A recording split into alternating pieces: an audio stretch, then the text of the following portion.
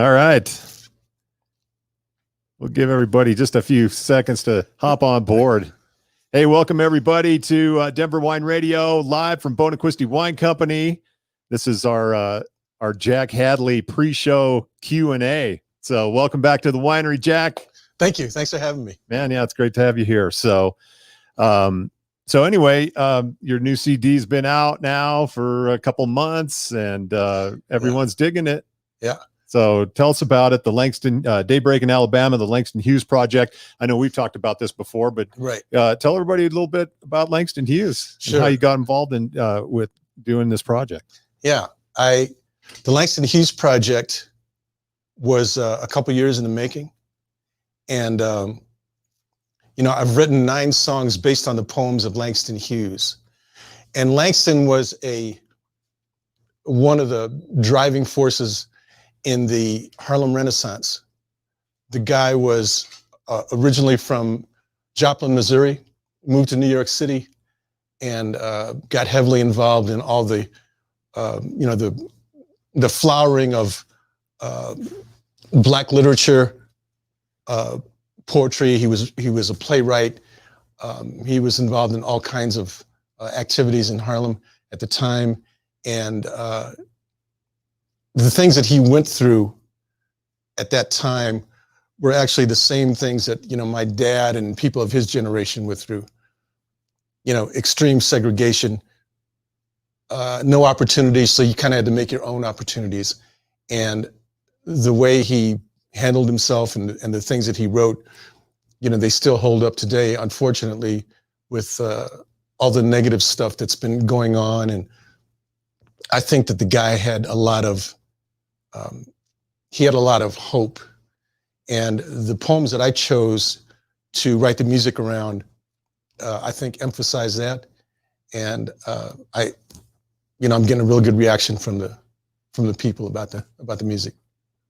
Yeah, it's I got the reaction from me when I first listened. I just was really blown away, and it made me go into. I had to start researching more about Langston Hughes and read the poetry, and it was phenomenal. And so to me, I'm a non-songwriter dude. I just, I listen to music, love music, but man, getting the poetry and then writing music to it,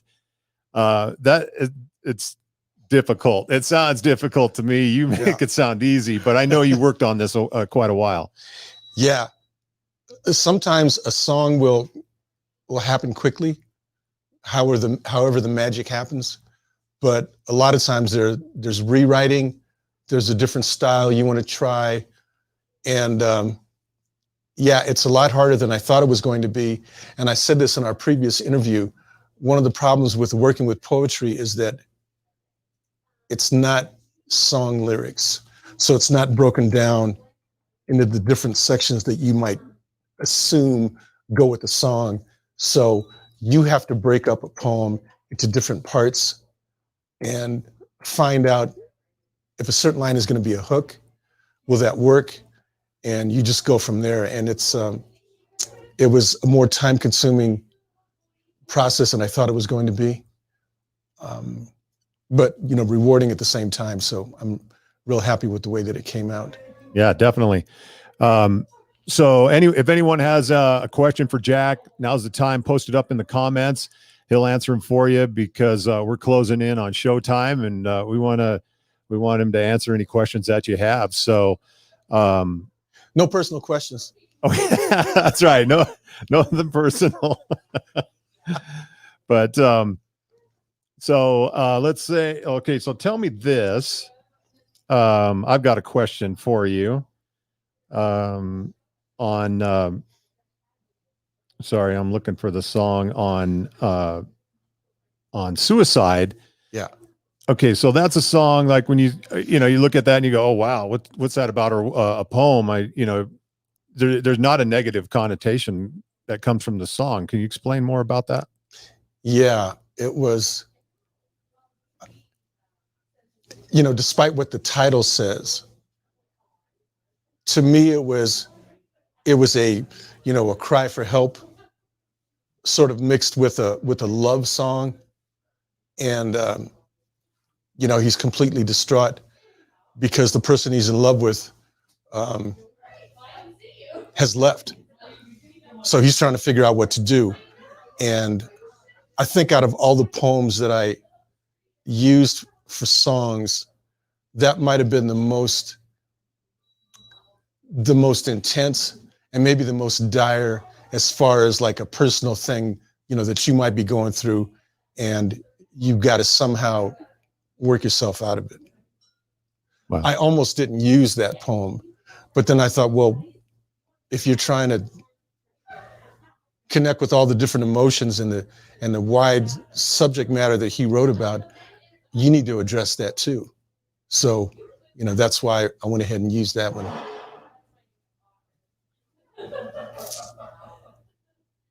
Hey, once again, we're talking to Jack Hadley here live on Facebook, on bonaquistywine.com, and also on Denver Wine Radio. And if you've got a question for Jack, please post it in the comments. We'd love to answer them for you. We're talking about his new CD called Daybreak in Alabama, the Langston Hughes Project. And thought I saw something pop through, but I didn't. So, okay, let's talk about Merry-Go-Round, which, I'm not even, I can't, you just tell me, go. Yeah.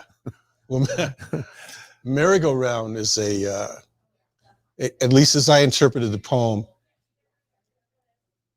it sounded to me and it read to me like Langston was putting himself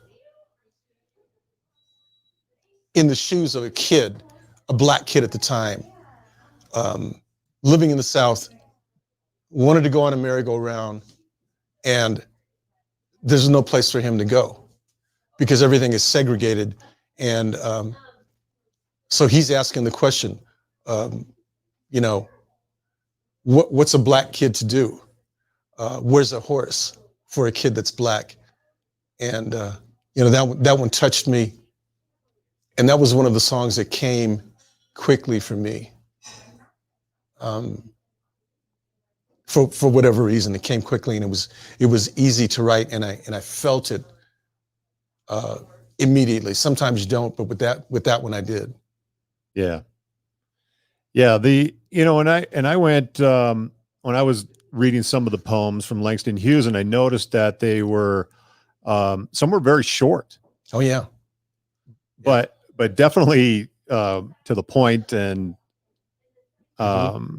so then in some of the songs that you wrote for these, it just, let me back up. When I first read these, I saw they're so short. I thought, how would you make a song out of this? That's a good question. But yeah, that's where the songwriting comes into play. You break apart a stanza and turn that into a verse, and then you find a line that will work as a chorus or a refrain, and that's how you can make that work. Because you're right, if a poem's only got like 12 lines, well, then what? Yeah. That's how you have to work that out. That's cool. So we got a comment from Estelle. She says, love the new album or CD. So right. She loves it. She picked it up yesterday. Thank you, Estelle. Glad you like that. So, all right. All right. Thanks, Estelle. I must have met you in Loveland. But anyway, all right. I have no questions. Okay. From the audience. So I think we'll wrap it up. How's that? Sounds good. And we'll get situated. We're going to take like about a 5-minute break. We'll come back and we'll hear the music from Jack Hadley and some of the songs from the CD. Plus, I'm sure whatever else you've got in store for us, we can't wait to hear it. Thank you. All right.